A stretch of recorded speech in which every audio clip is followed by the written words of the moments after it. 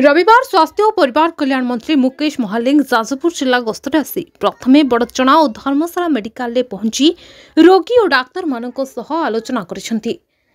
मंत्री मुकेश महालिंग गणमाध्यम को प्रतिक्रिया रखी कहिसेंती जे एहा आम पई उद्वेगजनक और चिंतार कारण। कलेरा चिन्हट पर एससीबी मेडिकल एक टीम धर्मशाला रे कैंप करछंती। तेबे स्थिति उपरे हमर नजर रहिछि। जे रोगी आसुछन्ते सेमानकु तुरंत चिकित्सा करा जाउछि बोली कहिसेंती। जिले में केते लोकंकर मृत्यु होइछि और आज केते जण प्राण हराइछन्ति हॉस्पिटल परिदर्शन प्रशासन एवं स्वास्थ्य विभाग सह समीक्षा पर सूचना देबे बोली मंत्री कहिसेंति। यहा छड़ा से लोकंको परामर्श देई कहिसेंति जे कलेरा हेउ कि न हेउ जदि झाड़ा बांती होछि तुरंत निकटस्थ मेडिकल को चली आसंतु।